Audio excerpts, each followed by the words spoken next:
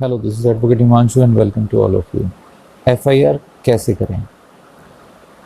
FIR करने के normally 3 तरीके हैं और सभी के दिमाग में सवाल ज़रूर रहता है कि हम लोग एफआईआर किस तरह से कर सकते हैं, क्योंकि हर किसी का एफआईआर करने के तरीके नहीं पता होते।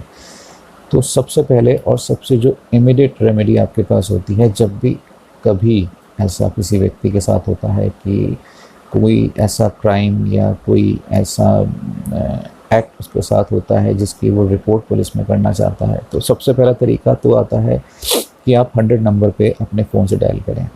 हिंदुस्तान में, इंडिया में हर जगह से 100 नंबर डायल होता है और 100 नंबर कंट्रोल रूम का नंबर होता है, आपकी स्टेट का, आपके राज्य का, आप जहाँ से कॉल कर रहे हैं।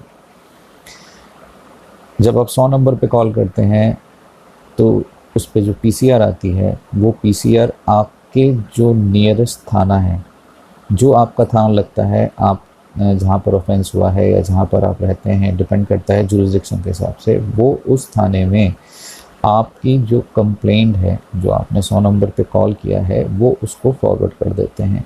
और साथ ही साथ एक चीज़ और बहुत बड़ी बात होती है, 100 नंबर पे कॉल आप करते हैं तो वो 100 नंबर पे कॉल रिकॉर्ड होती है और वो जो 100 नंबर वाले अपने पास एक डायरी मेंटेन करते हैं, उस डायरी के अंदर उस कॉल का रिकॉर्ड रखा जाता है। किसने कितने बजे कॉल करी थी, हम कितने बजे मौके पे पहुँचे और हमने किस आईओ इन्वेस्टिगेशन ऑफिसर, जैसा मैंने आपको बताया कि वो आपके कंसर्न थाने में आपकी कंप्लेंट को फॉरवर्ड करते हैं, तो वो एक आईओ आपके थाने से बुलाते हैं। आईओ का मतलब 2 स्टार या 1 स्टार एएसआई, या तो सब इंस्पेक्टर होंगे या फिर एएसआई असिस्टेंट सब इंस्पेक्टर होंगे।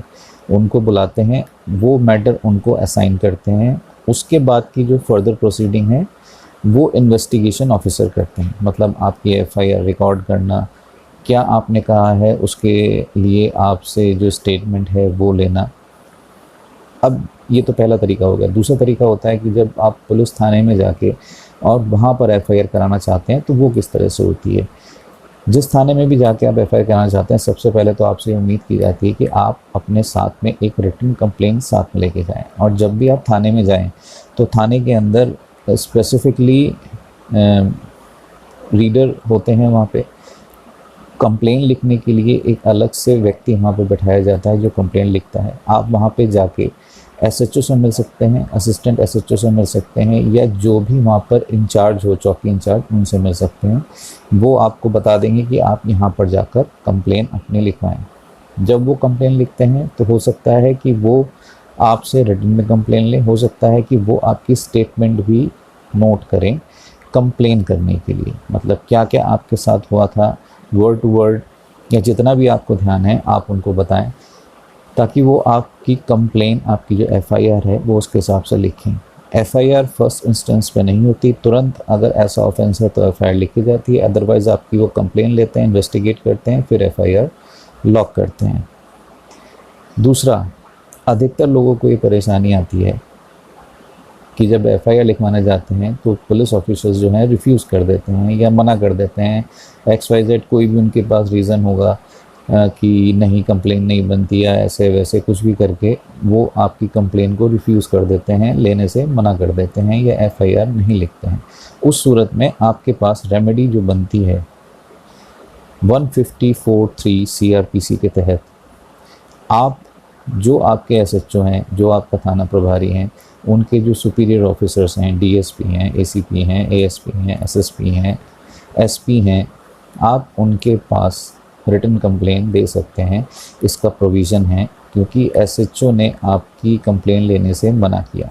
ये सब चीज़ रिकॉर्ड में होती हैं, तो बेटर होता है कि आप इस प्रोसेस को जो फॉलो करें। अगर कोई थाना प्रभारी आपसे आपकी जो कंप्लेन है वो लेने से मना कर रहा है, तो बेटर रहता है कि उस सूरत के अंदर आप बाई पोस्ट, स्पीड पोस्ट के ज़रिए अपनी कंप्लेन उस थाने में भेजें। मना तो वो कर ही चुके हैं, स्पीड पोस्ट से जाएगी तो वो आपको मना करने का तो मतलब नहीं, ना ही उसको लेने से मना कर सकते हैं। अगर लेने से मना वो कर भी देंगे, पहले तो करेंगे नहीं, 99% अगर लेने से मना कर भी देते हैं तो भी वो भी रिसीविंग में ही आती है। दूसरा, स्पीड पोस्ट से जब आप भेजते हैं तो आपके पास एक रिसीविंग आ जाती है, आप उसका स्टेटस निकाल सकते हैं कि किस तारीख को एसएचओ के पास वो डिलीवर हुई। उसके बाद ये सब कुछ मेंशन करके आप 154 3 के तहत उनके सुपीरियर ऑफिसर के पास अपनी कंप्लेन, जैसा आप SHO के पास लिखने वाले थे वैसे लिख के वहाँ पे डालें। अगर फिर भी वहाँ FIR नहीं होती है तो आप सीधा फिर कोर्ट जा सकते हैं। 156(3) 156(3) प्रोविज़न है जो CRPC का, उसके तहत। तो मजिस्ट्रेट जो हैं वो आपको और जिसके खिलाफ आपने कंप्लेन करी है उनको सुन के पुलिस को इन्वेस्टिगेशन के ऑर्डर्स देती है। तो ये है प्रोसीजर FIR करने का, कॉग्निजेबल ऑफेंस। एक तरीका और होता है, क्योंकि ये लेकिन कुछ शहरों में है, सब जगह नहीं है। जैसे आप दिल्ली में अगर हैं तो दिल्ली के अंदर ऑनलाइन भी कंप्लेन की जा सकती है, बट वो NCR होती है, नॉन कॉग्निजेबल रिपोर्ट। आप नॉन कॉग्निजेबल रिपोर्ट अगर चाहें कोई थेफ्ट की या किसी भी चीज़ की, तो वो आप ऑनलाइन भी दिल्ली पुलिस की एप्लीकेशन है, वहाँ जाकर आप कर सकते हैं। बट कॉग्निजेबल ऑफेंस होता है तो आप थाने में जाके या 100 नंबर पे कॉल करके कराएं। हाँ, एक चीज़ मोस्ट इम्पॉर्टेंट ये कि कोई भी क्राइम या कोई भी ऐसी दुर्घटना आपके साथ होती है, कोई भी ऐसा हादसा आपके साथ होता है, तो कभी भी FIR करने में या पुलिस से संपर्क करने में देरी ना करें। क्योंकि अगर आप देरी करते हैं तो उसमें फिर वो आप ही के केस को कमज़ोर करता है, क्योंकि उसके अंदर फिर कानून के तौर पे सोचने की बात आ जाती है कि आपने डिले क्यों किया, कुछ डेलिब्रेशन थी, कुछ मैनिपुलेशन थी, या आप कुछ सोच समझ के किसी के ऊपर कुछ एलिगेशन लगाना चाहते थे।